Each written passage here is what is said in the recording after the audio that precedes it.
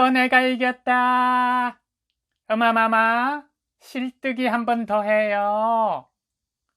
안녕하세요. 장창호 삼국유사, 오늘은 해공왕편을 말씀드리겠습니다. 신라 제36대 임금입니다. 35대 임금인 아버지 경덕왕이 태자를 얻지 못해 전전긍긍하던 차에 표훈대사로부터 딸을 얻을 것이라는 이야기를 들었으나 아들을 고집하는 바람에 결국에 하늘의 천지에 순리를 거슬러서 몸은 아들이요 마음은 딸인 태자가 태어났고, 그 태자가 8살이 되었을 때 왕이 됩니다. 경덕왕이 초중기에는 문화정책과 불교를 중흥하면서 신라의 굉장히 전성시대를 열어가는 듯 했으나 말기에는 귀족들과 신하들과의 다툼이 많아졌고, 그리고 경덕왕의 반기를 드는 신하들이 많이 있었습니다. 그래서 죄수가 넘쳐나서 감옥이 모자랄 지경이었습니다. 우리 어린 해공왕은 어떻게 하겠습니까?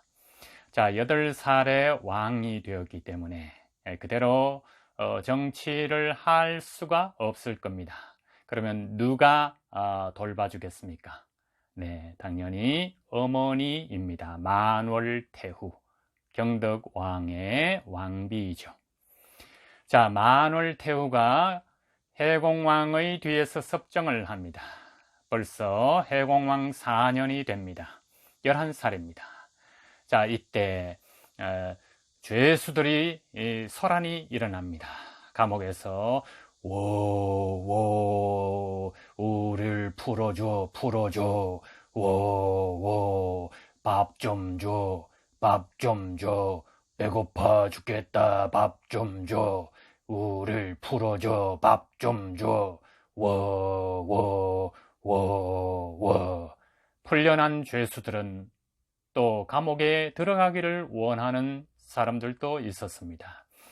밖에 나와보니 먹을 게 없네. 옥에 다시 넣어줘 아니면 죽여줘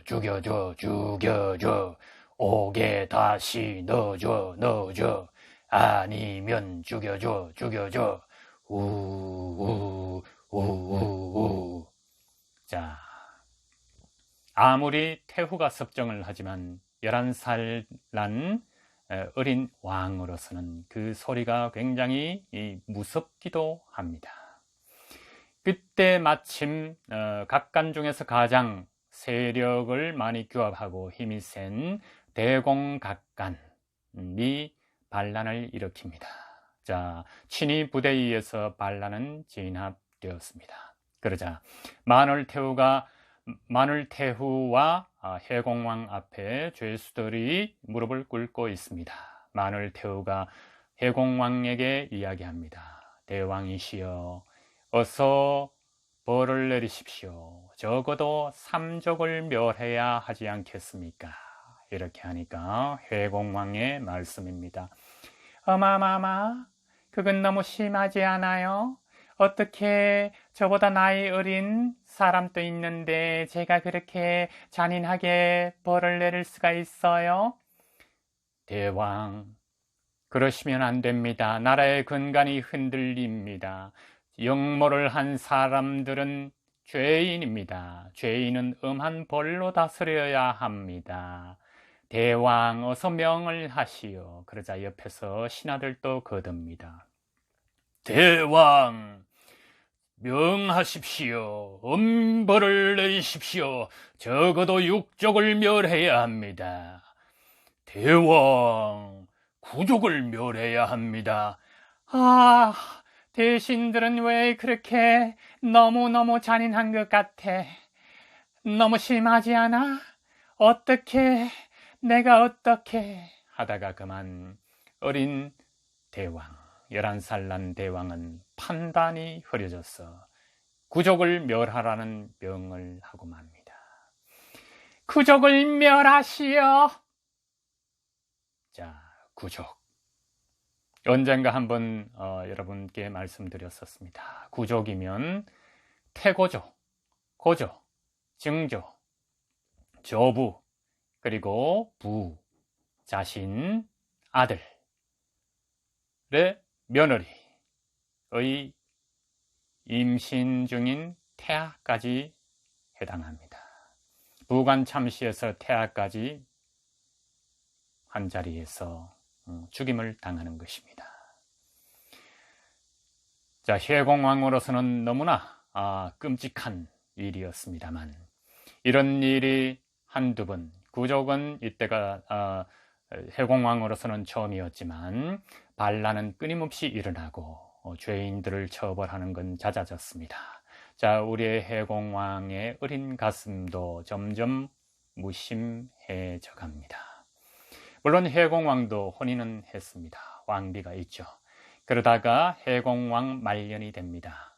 이때 바로 신복으로 상대등 김양상과 이찬, 김경신이 호위를 하고 있었습니다. 그런데 이 두 사람은 친혜공파가 아닙니다. 혜공왕은 무열왕계였고 이 둘은 내물왕계입니다. 그렇다면 오래전부터 내려오는 그 알력이 있습니다. 더구나 어린 혜공왕이 임금이 되고 나라는 형편없이 정치, 사회, 온갖 분야에서 이렇게 무질서해졌기 때문에 호시탐탐 언제든지 왕위를 물려받을 그런 욕망에 사로잡혀 있고 심지어 계략을 꾸며보기까지 합니다.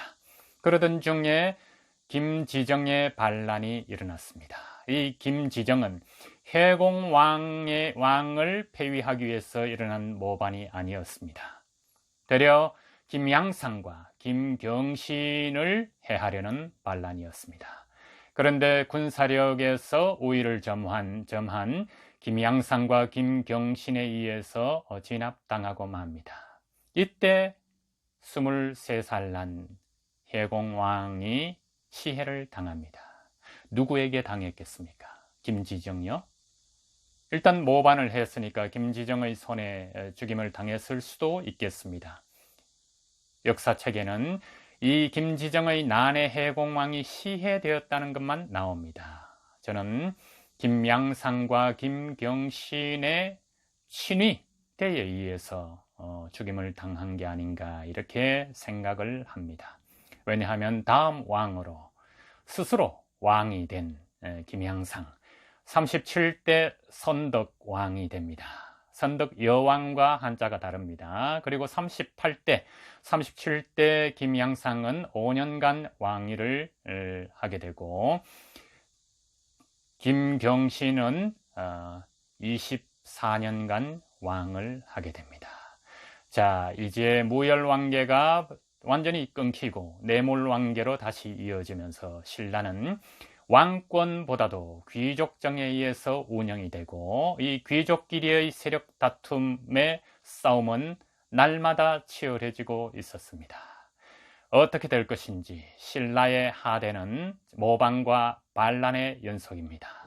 자, 다음 시간에 선덕왕의 왕이 되었지만 선덕왕은 삼국유사에 기록이 따로 되어 있지 않습니다. 38대 원성왕, 원성대왕이라고도 합니다. 경주 괴령의 주인공이죠. 원성왕 편을 여러분과 함께 말씀해 드리겠습니다. 또 뵙겠습니다.